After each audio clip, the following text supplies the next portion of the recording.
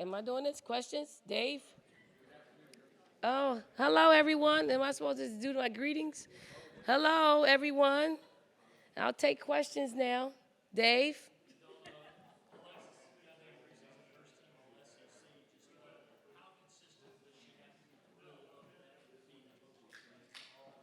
Well, anybody that makes an SEC All First Team has been consistent throughout the season. I think Alexis, her numbers show that that's what she's been.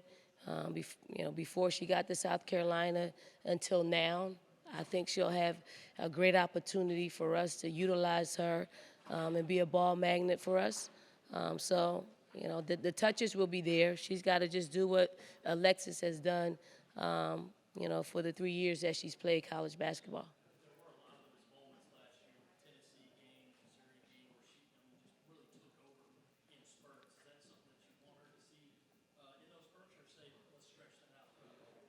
Well, I mean, I like for her to be more like that, this particular year than any other year. Obviously we leave a big void in not having our All-American, but I do think just from the contributions that we can get from our perimeter players, Alexis, and our young post players, I think it can make up for it, but it's got to be a consistent thing.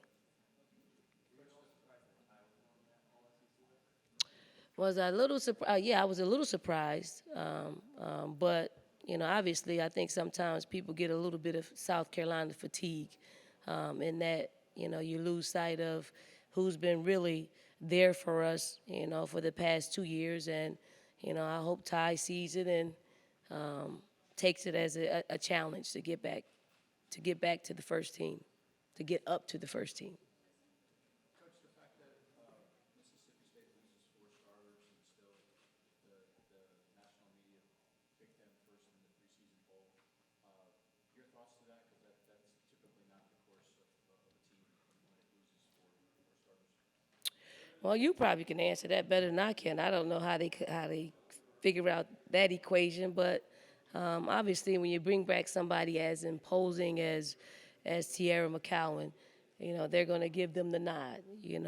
Much like we brought back Asia last year, and but it's usually very similar. Actually, it wasn't. This was a little bit different because usually it's the same people every year and year out, but obviously it took some thought into who will be the preseason media pick. Obviously we're gonna fly under that radar a little bit and figure out an identity and hopefully we can vie to be at the top at the end of the season.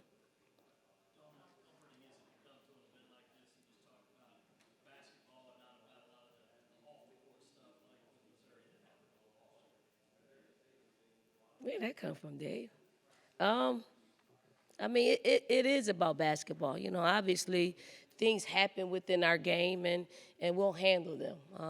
I think, what Robin and I have done in that situation is talk. We'll talk things through. And, I just hope that by the time the game rolls around, it's dispelled and we can just play basketball. We're looking forward to a very challenging season. Before we even get to that, I mean, we got, an incredible non-conference schedule in Maryland, Baylor, Duke, Temple. We got, you know, Vancouver tournament. So, you know, we may get our heads beat in before we even get to the SEC part of our schedule. So, but we're looking forward to that challenge.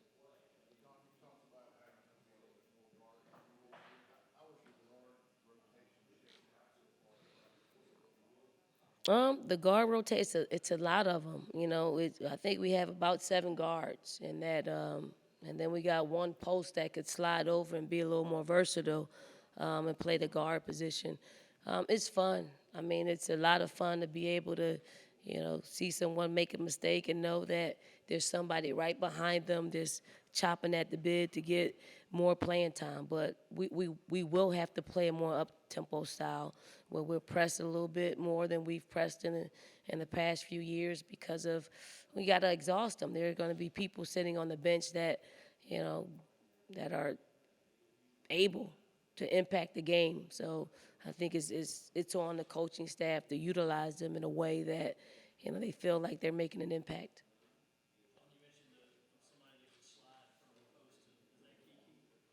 It's Lily. Lily and Kiki. I mean, we're going to try to play positionless basketball where, our post players aren't going to be in that traditional triangle with the two blocks and then a high post. We're going to move them around. They're going to be on the baseline. They're going to be on the wing. They're going to be coming off ball screens. So I think we're going to just play a lot more free because we have to play that way. We can't have a team in which we got a hundred play playbook. I think this team is more driven by concepts and understanding where they are on the floor and where they can be impactful.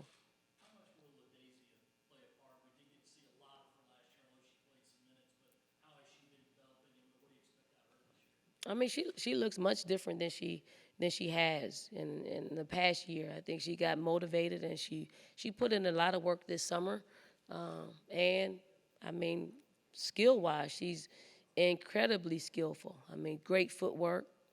She's great around the basket.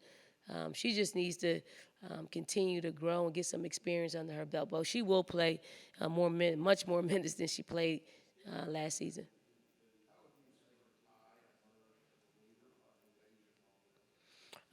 Ty's been leading since her first year, and sometimes her leadership kind of goes under the radar because of who we had on the first two teams in her basketball career. You got the 2017 team, which won a national championship. I mean, she was one of a few younger players, but she played the most out of all of them, and she held her own. But you had Asia, you had Kayla Davis and Alicia Gray, so she really didn't have to lead. She just had to facilitate. Last year, you had Asia who was leading us.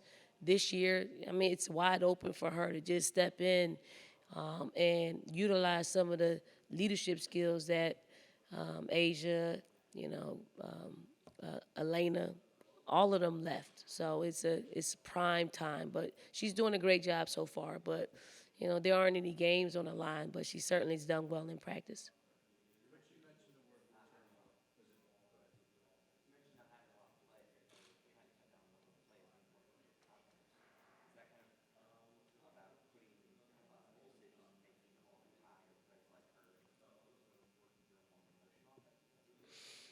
Well, not necessarily a motion offense. Like if you take the game of basketball, when you've exhausted different options out there on the floor, there's always going to be a three side and a two side in basketball. So we've really concentrated on what we do on the two side and the three side. So wherever the ball ends up, they know instantly where they need to be. So it's concept oriented versus set oriented.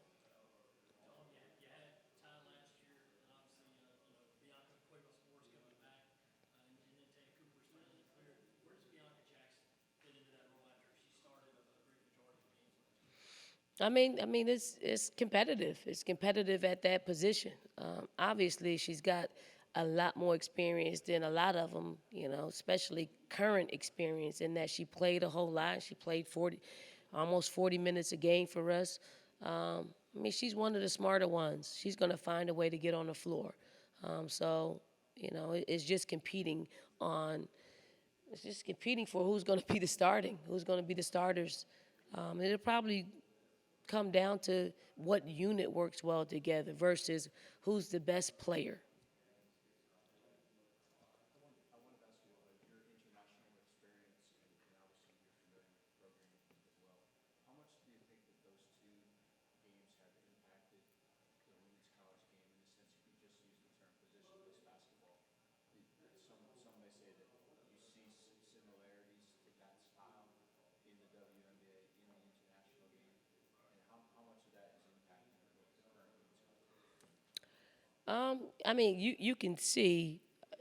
I don't know how much is impacting college, but you can see the influx of all the international players in the WNBA, because they're a little bit different in that they are offensive driven.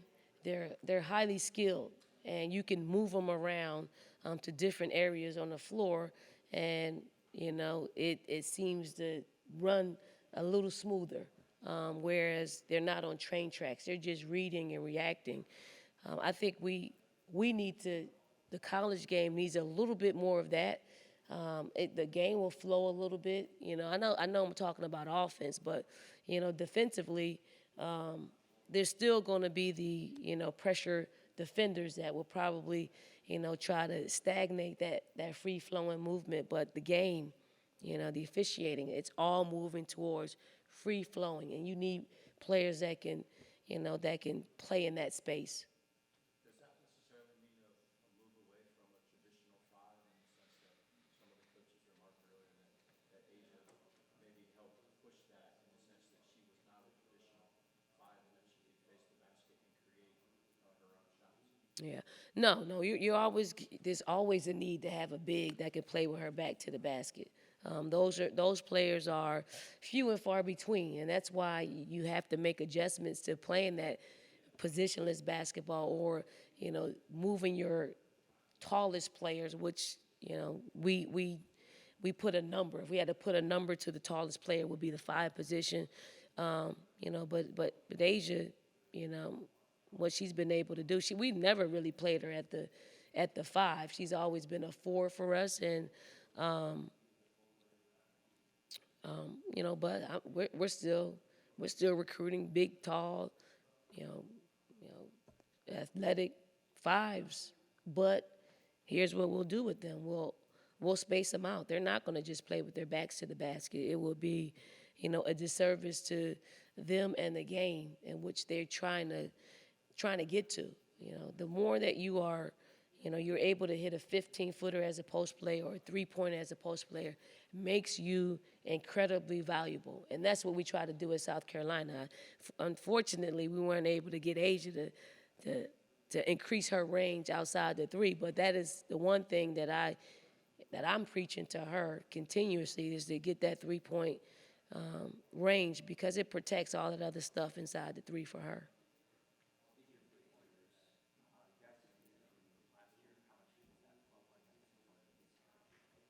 I mean, if we're hitting them, it'll be a strong point of emphasis. If we're not, then we got to figure out ways to score the basketball consistently. We've been working it though, so I hope that we're able to get a little bit more efficient with it. But it's been a point of emphasis for us.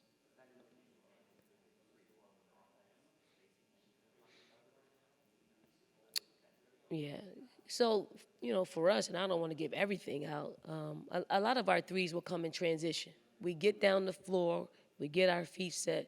They know to, shoot the ball, because we're in a position of great rebounding. So we want to do it a lot more in transition, where we get open shots, and we keep defenses unbalanced.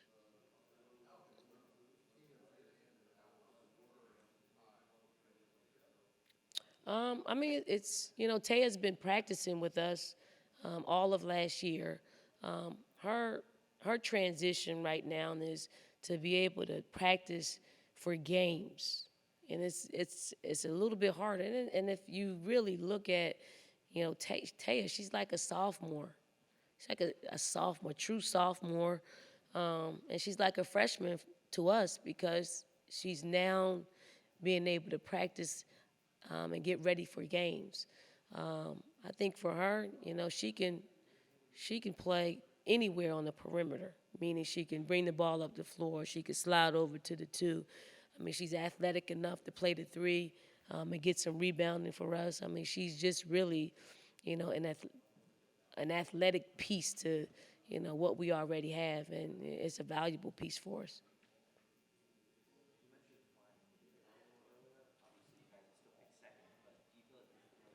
Nobody remembers second. What is that? Um, I mean, I don't know. I think people are unsure to put us any further than second because you never know. And I think that's a tribute to what our program has become and the work that we've put in and the success that we've had. You know, so maybe people are a little bit skeptical and dropping us that far down. I wish they would have. You know, it would take a little bit of the pressure off, you know, some of our other players. But whatever position we're in, we got to play. We're not going to play any differently if we were number one. You know, maybe we would play a little differently if we were, you know, at the bottom, you know, but this team is totally different. You know, the identity will be different, the leadership will be different, you know, but the challenge is always the same in that, you know, we got to play against a competitive schedule.